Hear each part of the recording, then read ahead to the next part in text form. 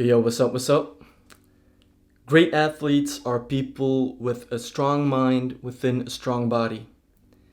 They are people who know how to build on their strengths and handle their weaknesses. I had the amazing opportunity to meet one of Belgium's finest sports psychologists named Jeff Brouwers. Jeff Brouwers has worked with elite athletes such as Nafi Thiam, Tom Bonen, and the Belgian national football team, which is currently ranked number 1 in the world. I had to throw it out there because I don't know how long it will last. Anyway, after meeting Jeff Brouwers and listening to his stories, I reflected on what my key takeaways are. I came to the conclusion that there are 3 key messages that have helped me, that to this day still help me within my personal life, business, and in sports. So I thought I would share these 3 lessons with you, and maybe they can be of any help.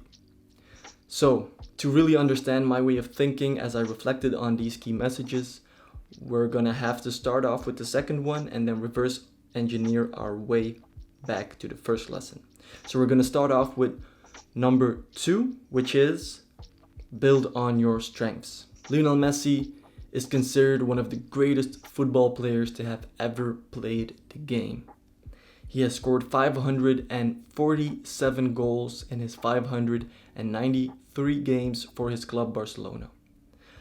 Of those 547 goals, 406 were scored with his left foot and 74 were scored with his right foot.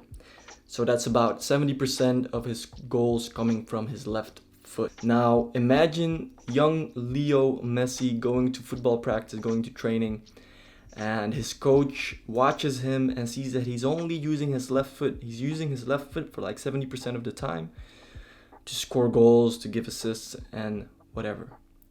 So his coach goes to him, he says, yo, Leo, no, you can't do that, bro.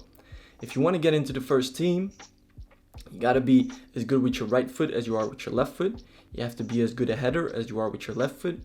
As a matter of fact, you have to be as good as central defender as you are as a left winger. You have to be as good as a goalkeeper as you are as a right winger. You've got to be able to do it all. And as ridiculous as that might seem, as that might sound, it kind of reminds me of middle school, secondary school, where I had to spend a lot of time getting better grades in classes that I just wasn't really that good at, and spending not so much time on the classes that I obviously had some talent for. And I must admit that to this day, I still kind of focus on the stuff that I'm not that good at, and then I try to get better at whatever that is. But I've learned that it's much more effective, it's much more pleasing if you just keep it simple and try to build on what it is that you're good at, what you have a natural inclination for, what feels right for you, what comes easy to you that might not seem or come that easy to someone else. And spoiler alert, if you really want to take a skill to a next level, there will come a point where you'll have to practice something or have to do something that you're not really that good at, that might seem as a weakness at first, but it's within a specific skill that you really enjoy doing. Let me give you an example. I like playing football. And for as long as I could remember, my right foot was my best foot. My left foot was not even something I could use or rely on. My left foot was there just to keep me standing. I did everything with my right foot. I dribbled with my right foot. I shot with my right foot, crossed with my right foot. Everything was my right foot. Until a couple of years ago, I just started training my left foot. I sucked at the beginning. It was really difficult to get over that hurdle of being a ridiculously bad football player again. But now, a couple of years later, I have become so much better with my left foot. It's insane. I would have never imagined that I could do the stuff that I can do now with my left foot regarding football. So if I wanted to become a better football player, I had to start training my left foot, which is a weakness. Messi has still scored 74 goals with his right foot and 18 goals with his head, so he knows how to do it. He just builds on his strength, which is his left foot. You might ask yourself, but how do I know what I am good at? And that's a great question, because this is where we reverse engineer towards the first lesson, which is know thyself. Socrates said it about 2,000 years ago. To know thyself is the beginning of wisdom. And if you want a modern day version, I think this is what Gary Vee talks about when he's ranting about self-awareness. To get better at something, you have to build on your strengths. To build on your strengths, you have to know what your strengths are. And if you want to know what your strengths are, you have to know yourself. But how can you get to know yourself better? A great tool that I've learned about is through feedback analysis. It's a concept by Peter Drucker, and he talks about it in his book Managing Oneself, which I highly recommend. And it's a pretty simple concept. You take your certain set of goals which you wish to achieve, you write it down, and within 12 to 18 months, you evaluate yourself. What went good and what could have gone better. Easy, right? Well, it's that simple. The only thing is, you have to systematically, consistently keep applying this concept. Keep applying this feedback analysis loop. And after doing this for quite a while, you will become better at accurately judging yourself and knowing what it is that you are good at. As a matter of fact, this is a book of mine, 365 pages, 1 page for every day of the year. I don't write in every day, but it's, I think, about almost 2 years in here right now.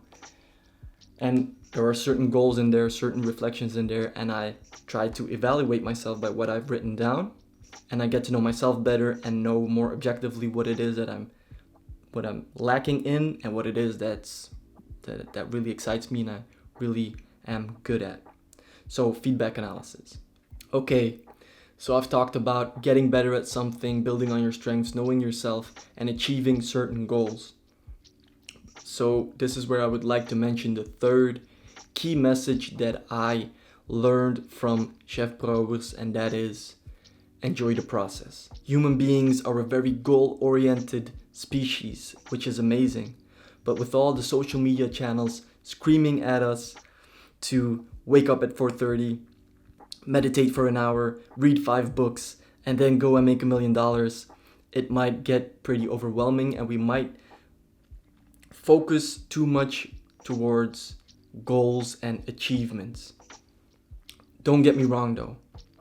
I'm all about working towards something, overcoming obstacles, and trying to lead a diligent life. But that being said, I have found in my own experience that when you work towards a goal, one of the greatest achievements, one of the greatest feelings at that time, at that moment, is looking back and realizing the path that you have chosen, that you have taken, and the obstacles that you have come across, and the process that went behind the result.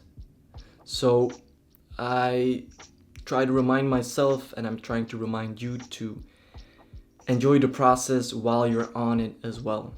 So those were 3 key messages that I learned from an elite level sport psychologist. Know yourself, build on your strengths, and enjoy the process. I hope this video helps you, and I hope these messages help you as much as they have helped me.